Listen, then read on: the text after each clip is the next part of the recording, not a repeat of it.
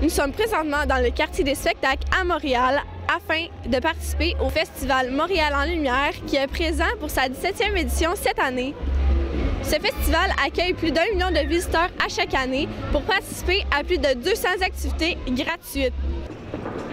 Afin de permettre aux Montréalais et touristes une ambiance festive et diversifiée, l'équipe Spectra doit prévoir énormément d'organisation.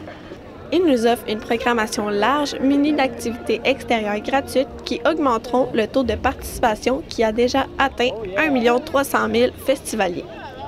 Certaines d'entre eux font ressentir aux Montréalais un sentiment d'appartenance particulier face à leur municipalité.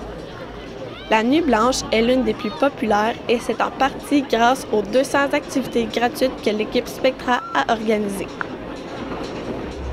C'est un événement qu'on nous a demandé de créer parce que les gens de la Ville de Montréal et du gouvernement du Québec nous ont dit « Pouvez-vous réussir l'hiver ce que vous avez fait l'été avec les événements? » On a un gros défi.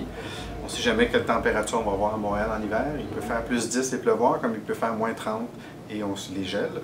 Donc, il y avait un défi et nous, on s'est dit qu'il fallait créer un événement d'hiver à la Montréal, pas simplement un événement comme il y a ailleurs. Il fallait créer quelque chose qui était unique, qui mettait en valeur ce qu'on a de formidable, notre gastronomie, notre culture et notre côté festif. Puis le côté festif, on l'a fait avec la lumière. Les gens sont très fiers de leurs événements à Montréal. Quand tu as de la visite qui vient pendant Montréal en lumière, tu es content que ta ville soit aussi belle et qu'il y ait des belles activités. Montréal en Lumière est né de la volonté des milieux touristiques et économiques montréalais pour confirmer son titre de la capitale des festivals. Par contre, afin d'offrir des activités facilement accessibles à tous, le financement des activités gratuites de Montréal en Lumière et de la Nuit blanche se doivent d'être organisés soigneusement. Pour l'équipe Spectra, les commanditaires sont très importants et ils sont mis en valeur par le nom des activités. On essaie de choisir des partenaires qui ont un peu les mêmes valeurs que nous, le même ADN que nous. On a toujours deux grands partenaires. On avait RBC qui est là depuis plusieurs années comme présentateur de l'événement. Et on a également Bell qui sont nos deux gros partenaires à Montréal en Lumière.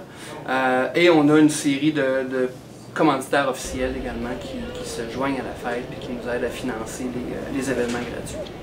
L'équipe Spectra organise entre autres le festival de jazz ainsi que les Francopholies de Montréal. La plupart d'entre eux concernent seulement l'art et les spectacles. Montréal en Lumière est donc clairement leur festival le plus original. Cet événement met en lumière ce que Montréal a de mieux à offrir et il anime parfaitement l'hiver montréalais. C'est grâce à son grand succès que Montréal en Lumière continuera de faire son apparition. Nous pouvons donc se donner rendez-vous l'année prochaine, du 23 février au 12 mars, pour fêter sa 18e édition. C'était donc Catherine Chartrand du Cégep régional de Lanaudière à Terrebonne pour l'Informateur.